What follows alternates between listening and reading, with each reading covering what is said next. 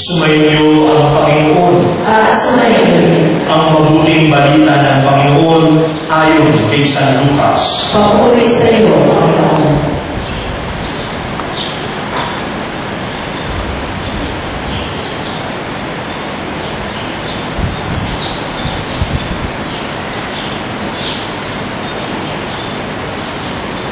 Si Maria ay nagmamadaling pumunta sa isang bayan sa kabulunan ng Judea.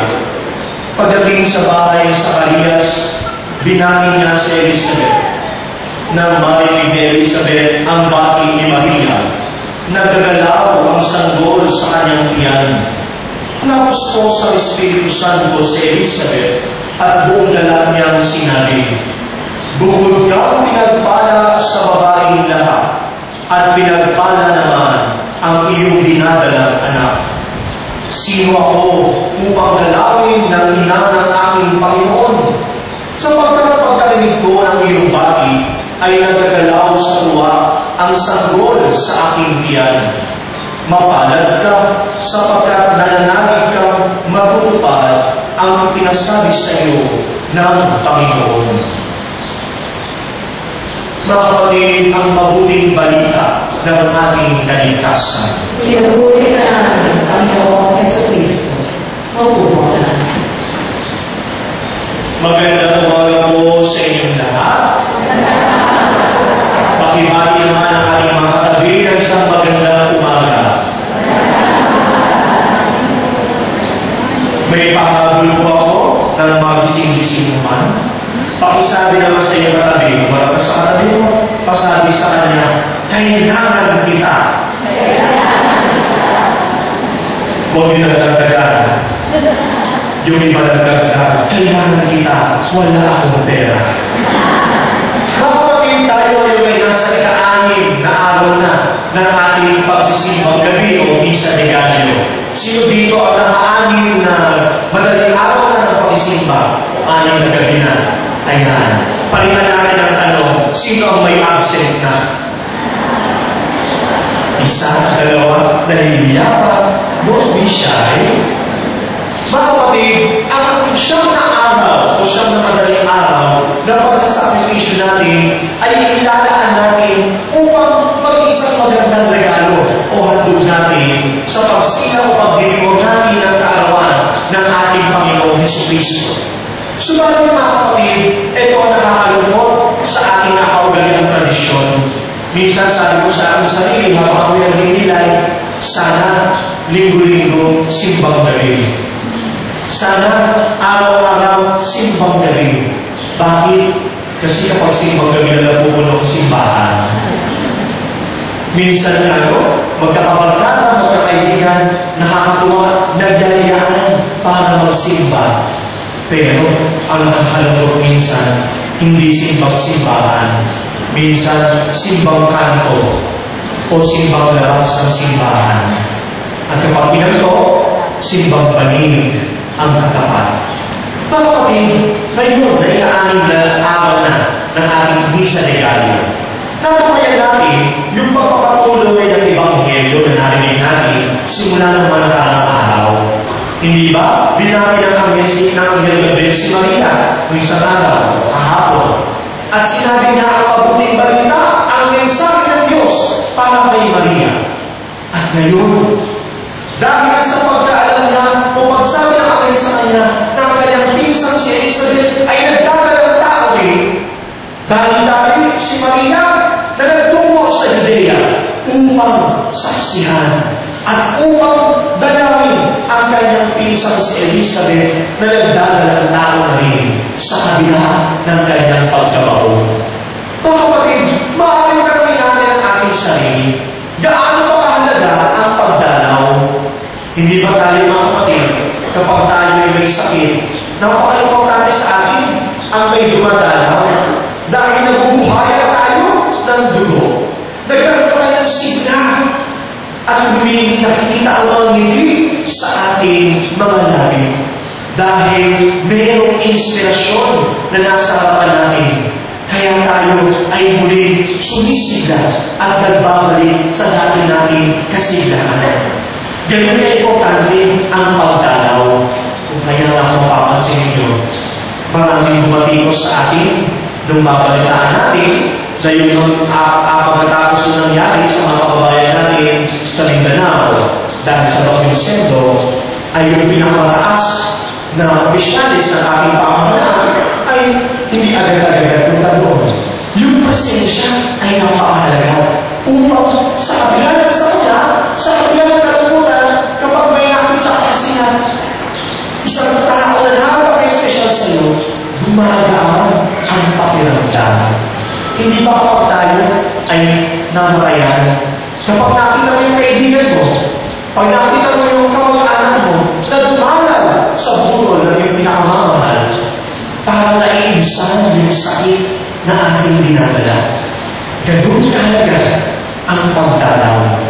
Dahil ibinibigay mo, ibinabahagi natin ang ating presensya sa ating minamahal. Mga kapatid, ang pagdalaw ay pumapawi ng pangungulila, pumapawi ng kalungkutan. Kaya nga, kapag yung best friend mo na hindi mo nakita sa matagal na panahon at dinalaw ka, malayo pala, nangingiti ka na. Kung kaya mga kapatid, sa bawat pagdalaw namin ng banal na misa, nakakasalo natin sa pigit ng ating Panginoon Diyos. Pero ang tanong, bakit tila baga walang ngiti sa ating mga mukha? Bakit kung inagsisimba tayo, tila sa gamot mo ang simangon sa ating mga mukha? Mga kapatid, tayo ay mga Katoliko at Kristiyano, hindi lamang sa pangalan, subalit dapat ito ay nakikita pati na rin sa ating paggawa. Hindi ba nakakata na makikipagpunahan tayo na pumila sa studio ng Showtime, Happy Himigigil, Itbulaga at Willy para lamang mauna sa unahan ng unang studio para makita agad ang camera. Pero kapag tao ng rino o kapag simbang gabi, makikipag-unahan sa likod upuan ng simbahan. Hindi ba nakakata na kapag may birthday party, halos makita na ang lalala sa pagkanta ng highway. Pero kapag sa loob ng misa, halos boses increase sa pagkanta. Wala, hindi makinig. Hindi ba katakataka na kaya natin manood ng sine ng 2 oras o 3 oras at kapag nagustuhan, uulitin pa yan. Pero yung 1 oras naman na misa tuwing linggo o yung 30 minutes o 45 minutes sa misa kapag weekday ay halos 50 minutes pa lang na nakaupo, hindi na mapalo para bulatin nila ng asin at gusto na umalis sa simbahan. Hindi ba katakataka na kaya natin magbasa ng pocketbooks o ng iba't ibang mga series sa mga libro, Harry Potter, Twilight, etc., etc. Pero ang magbulat ng Biblia ay hindi natin magawa. Mga kapatid, hindi ba katakataka na tayo ay Katoliko, tayo ay Kristiyano, pero kulang sa paggawa. My dear brothers and sisters in Christ, this is also the same invitation for all of us. At tulad ni Maria, magiging natin siya na yung wagas na presensya ay naroon kaakibat ng ating paggawa. Hindi sapat na isipan lamang natin o puso ang gumagana. Pagpuso natin, kaakibat ito ay ang ating wagas na paggawa. Mga kapatid, ang pagdalawin daw ay isang pinaka-konkretong bagay na pagpapakita natin ng ating malasakit at ng ating pagmamahal sa ating kapwa o sa ating mga minamahal. Kaya nga, mga nanay, mga tatay, mga kuya, mga ate, mga lolo at lola, napakahalaga ng presensya po natin sa ating pamilya. Huwag tayong magtaka kung balang araw ay di talaga parang nagre-rebelde ang ating mga anak. Bakit? Minsan kasi wala ang presensya natin sa kanila. Mga kapatid, ang tahanan natin, ang unang paaralan, at sa tahanan ito, ituturo natin ang pagmamahal. Ituturo natin ang pagkakasa. Ituturo natin ang magagandang bagay na ituturo huwag tayo magkakabalang araw na kapag ang mga anak natin, marinig natin na marunong at magmura, marunong magsalita ng mga masamang salita. At kapag nagtanong ka, anak, saan ka natutong magmura? Sasagot yan, nanay, sa inyo po, kapag nag-aaway kayo ni tatay. Lagi nakandaan ng isang commercial sa television, ang ginagawang mali ng matanda ay nagiging tama sa mata ng bata. Mga kapatid, napakalaga ng ating presensya sa ating tahanan, sa ating pamilya, sa ating mga anak. Nang sa ngayon, magkaroon ng pagbabago sa ating mga anak. Sabi nila, iba na daw ang kabataan ngayon. Tama mali. Tama mali. Ang sabi ko naman, iba na rin kasi ang mga magulang ngayon. Tama mali. Bakit? Kasi ang mga nanay at tatay ngayon, nakatakot ng pagsabihan ng kanilang mga anak. Father, pag pinagalitan mo yan, baka magayas yan, baka magtampo yan, baka hindi na kumain yan. Eh, magtampo siya. Panagutom niya, kakain yan. Kapag lumayas siya, babalik din yan. Bakit? Kasi walang ibang babalik yan kung hindi ang ating tahanan. Mga anak, mga kabataan na nakatulad ko, maniwala kayo, bata pa ako. May paalaan ako sa inyo. Mga kapatid, huwag naman sasama ang ating loob kapag tayo pinagsasabihan ng ating mga magulang. Ito'y para sa ikabubuti natin lahat. Balang araw, kapag kaya natin tumayo sa ating mga paa, hahayaan na tayo dahil magsisimula na tayo magtayo ng ating sariling pamilya. Pero hanggang ngayon, hindi pa natin kaya tumayo, hayaan natin, nagabayan tayo, disiplinahin tayo ng ating mga magulang. Tandaan ninyo ng mga kabataan, mga anak, ang isang anak na hindi marunong respeto o gumana sa kanyang mga magulang, kahit kailan, hindi nagiging matagumpay sa kanyang buhay. Kahit kailan, hindi siya nagiging masaya sa kanyang buhay. Kaya mapaalala yan mga kabataan. At sana may pakagalan, no? This will be my last pa sa inyo bago magpasko. Dahil siyempre, araw-araw yung iba lang nagbibigay sa akin, dito sa inyo. Paalala ko mga kabataan, sana naman sa pag-ibig ng December 25 at ng January 1, hindi niyo kasama ang mga kabataan ninyo. Hindi niyo kasama ang mga kaibigan ninyo. Bagos ang kasama ninyo ay ang inyong pamilya, ang inyong mga magulang. Hindi sapat, hindi importante na may pagsasaluhan kayo. Ang mahalaga, sama-sama tayo bilang isang pamilya na nagdarasal, na nananalangin para sa biyaya sa ating pamilya. Ang barkada, kaibigan, pwede naman samahan niya pagkatapos na ng Pasko, pagkatapos ng bagong taon. Napakahalaga ng presensya ng mga anak, mga kabataan sa ating pamilya. Mga kapatid, ang pagdalaw ng mahal na Birheng Maria sa kanyang pinsang si Elizabeth ay isang larawan ng isang puso, isang taimtim na puso ng pagdalaw ng Diyos sa kanyang piniling bayan. Ang paggunita natin ng Pasko taong-taon, ang pagsasakripisyo natin ng siyang na gabi o siyang na madaling araw ay simpleng pamamaraan ng Diyos upang iparamdam sa atin ang kanyang presensya. Ang kanyang presensya na hindi lamang siya nasa kanitan at tumitingin sa atin habang tayo ay nagdurusa. Ang Diyos ay sumasa atin. Yan ang kahulugan ng pangalan Emmanuel. Ang Diyos ay sumasa atin. Kahit tayo ay nahihirapan, kahit tayo ay may mga problema sa buhay, ang Diyos ay sumasa atin. My dear brothers and sisters in Christ, ang Pasko ay ang pagdalaw ng Diyos sa gitna ng pagkakahati-hati natin ng sangkatauhan, sa kabila ng mga trahedya sa ating bayan. Ang Diyos ang Emmanuel ng ating buhay. Hayaan natin papasukin natin ng Diyos sa ating buhay, sa kanyang pagdalaw sa bawat isa sa atin. Huwag tayo magmarigas, huwag natin isalat ang ating mga puso. Hayaan natin na ipuli tayo ng Diyos at tayo rin ay makadalaw din sa ating kapwa upang ipapadalaw din natin si Kristo na nasa ating puso sa bawat isa sa atin.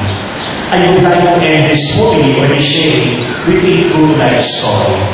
Alam niyo po, marami lahat ng tayo nakakaranas ng problema sa buhay. Sino ba yung hindi nakakaranas ng problema? Pakita sa mga kamay.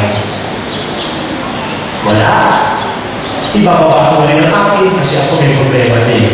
Lahat tayo dumadaan sa mga problema. Meron po ako sa kaibigan, isang rektora sa dati kong parokya, Singalo, at naging close ako sa kanila. Last April, siya yung nagkukwento sa akin at umiiyak sa akin. Sabi niya, Father, bakit ganito? Akala ko po, kapag nagsisilbi ka sa simbahan, hindi ka mababayaan ng Diyos. Kapag nagsisilbi ka sa Diyos, nais palagi upang pumalala ng mabay sa'yo. Pero bakit ganito? Ano ba nangyari sa kanyang buhay? 2005, nung mamahaya na yung asawa dahil sa lung cancer. 2008, nung mag-discover yung kanyang ikalawang anak, pangalan na anak, ay magkaroon din ng cancer at may tumubukol sa kanyang kanang kamay. And the doctors decided na pupuli na lamang yung kanyang kanang braso para huwag na kumala yung cancer cell. 2009, lumubog yung bahay nila sa kanyang taasan dahil sa bagyong Ondoy. 2011, just recently, last April, kaya kami nagpapatuhan dahil na-diagnose naman yung kanyang panglimang anak, yung bunso anak niya, 15 years old, na may chronic leukemia. She was asking me, Father, mahal ba ako ng Diyos? Ang report na yung honestly, sa loob ng 2 taon ko bilang isang pari, that was the very first time na wala akong makasagot sa kanya. Pero, nung ako pauwi na, nasabi ko naman sa kanya, Tita, huwag kang matakot. Huwag kang matala. Umapit ka lang sa Diyos dahil may dahilan ng Diyos kung bakit natin nararanasan ang mga bagay na ito. True enough, when I went home, o sa aking parokya, nanood ako ng telebisyon at nung tayo na yun, nagbibilang ng Sabado ako, ang palabas, yung kay Boy Abunda sa bottom line. Ang i-interview doon na moment ay si Fatima Soriano. May tanong si Boy doon, sabi niya, Fatima, hindi ka ba nagalit o nagtampo sa Diyos dahil sa iyong kamalaman? Sabi ni Fatima, hindi ka ba never ako nagalit o nagtampo sa Diyos dahil ako'y bulag. Dahil bakit ko po, kahit ako'y bulag, may plano ang Diyos sa aking buhay. May plano ang Diyos kung bakit nandito ako. My dear brothers and sisters, may plano ang Diyos kung bakit tayo nandito ngayon sa kabila ng ating mga problema, sa kabila ng mga pagsubok natin sa buhay. Kumapita tayo sa Kanya. Patuloy naman tayo manalangin dahil walang imposible sa kakayahan ng Diyos. By the way, yung 15 years old na yun, last week, inilibig na namin siya. Siya ay sumabi ng buhay na. My dear brothers and sisters in Christ, sa pagpapatuloy natin sa pag-dediocate ng panalangin, isama natin sa ating panalangin ang mga kababayan natin sa Mindanao. As of the moment, bago pumunta rito, ako nakinig ng balita, 1,000 plus na yung mga namatay. At meron pang 400 plus ang nawawala. Mamaya umaga, dahil nangangamoy yung mga bangkay, ilibigyan namin sila yung mass grave na tinatawag. My dear friends, wala mang kasiyahan sa pagdiriwang ng Pasko para sa kanila sa darating na linggo. May pagdiriwang pa natin doon sama-sama. May paparamdam natin sa kanila sa pamagitan ng ibang tunay na huli ng Pasko. Ito'y walang iba kung hindi ang pagbibigayan. Ibigay natin sa kanila ang ating presensya sa pamagitan ng ating pananalangin sa kanila.